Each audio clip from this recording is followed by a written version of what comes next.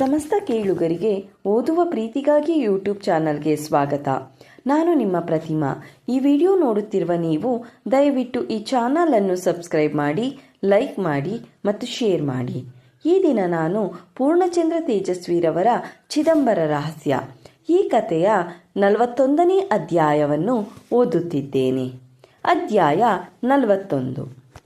ಜಯಂತಿಯ ಮುಖಕ್ಕೆ ಆಸಿಡ್ ಎರಚಿ ಕುರಾನಿಗೆ ದ್ರೋಹ ಮಾಡ್ತಿರೋ ನಮಕ್ಕರ ರಫೀನ ಮುಗಿಸಿ ಬಿಡಬೇಕಂತಿದ್ದಾರಂತೆ ಎಂದು ವಾರ್ತೆ ತಗೊಂಡು ಬಂದು ಬ್ರೀಡರ್ ಮಹಮ್ಮದ್ ರಾಮಚಂದ್ರನಿಗೆ ಹೇಳಿ ಹೇಗಾದರೂ ಮಾಡಿ ಅವರಿಬ್ಬರನ್ನು ಉಳಿಸಬೇಕು.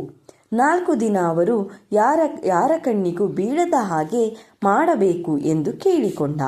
ಆ ಇಬ್ಬರು ಹುಡುಗರು ಪ್ರೀತಿಸ್ತೀವಿ ಅಂದುಕೊಂಡಿದ್ದನ್ನೇ ದೊಡ್ಡ ಮಾಡಿ ದೇವಸ್ಥಾನದ ಗುಂಪು ಅವನ್ನ ಮತಾಂತರ ಮಾಡಿ ಹಿಂದೂ ಧರ್ಮಕ್ಕೆ ಸೇರಿಸ್ತೀವಿ ಅಂತ ಹೇಳ್ಕೊಂಡು ಓಡಾಡ್ತಿದ್ದಾರೆ.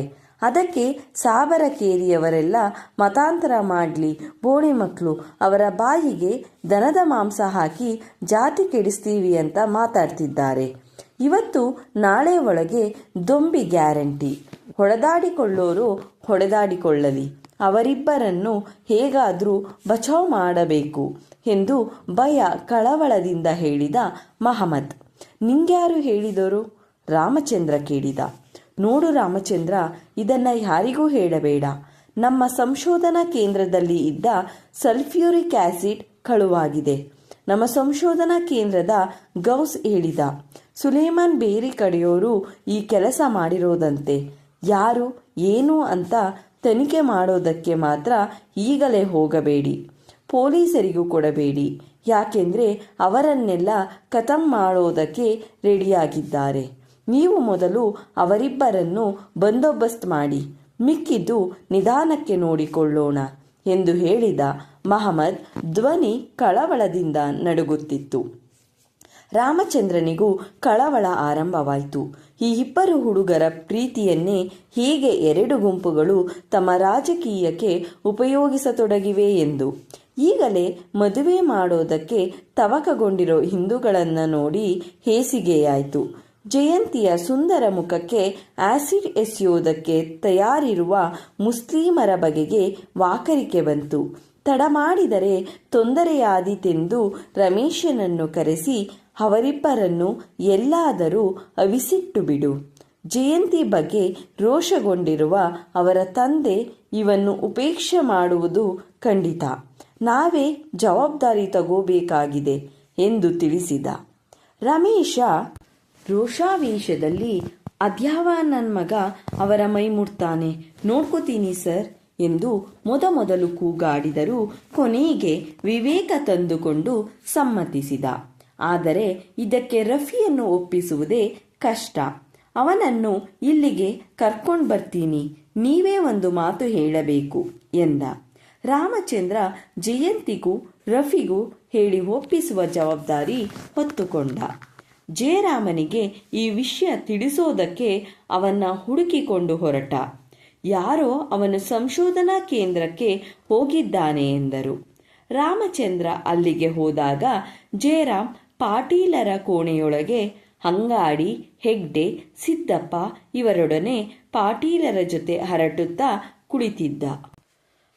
ಪಾಟೀಲರು ಹೆಗ್ಡೆಗೆ ನಾಳೆ ಪೊಲೀಸ್ ಠಾಣೆಗೆ ಹೋಗಿ ಆಸಿಡ್ ಕಳುವಾಗಿರೋದರ ಬಗ್ಗೆ ಒಂದು ದೂರು ಕೊಟ್ಟು ಮುಂದಿನ ಪರಿಣಾಮಗಳ ಬಗ್ಗೆ ಜಾಗರೂಕತೆಯಿಂದ ಇರುವಂತೆ ತಿಳಿಸೆಂದು ಹೇಳುತ್ತಿದ್ದರು.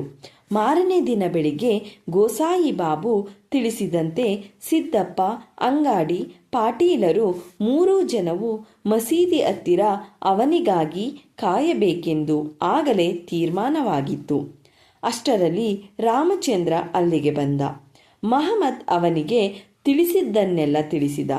ಪಾಟೀಲರು, ಓಹೋ, ಈಗ ಸಮಾಚಾರ ನೋಡಿ ಅಂಗಾಡಿ, ಏನು ಹೇಳಿದ್ದೆ ನಾನು? ನೀವು ಬಂದ ದಿನ ಕೆಸರೂರಿನ ಕಾಡು ಹಾಳಾಗಿದೆ, ತೋಟ ಹಾಳಾಗಿದೆ, ಸಮಾಜ ಹಾಳಾಗಿದೆ, ಮನುಷ್ಯರ ಆತ್ಮಗಳೇ ಹಾಳಾಗಿವೆ. ಒಂದನ್ನ ಬಿಟ್ಟು ಇನ್ನೊಂದನ್ನು ಅಭ್ಯಾಸ ಮಾಡೋದಕ್ಕೆ ಆಗತ್ತೇನ್ರಿ? ಎಲ್ಲ ಕುಸಿತಾ ಇದೆ.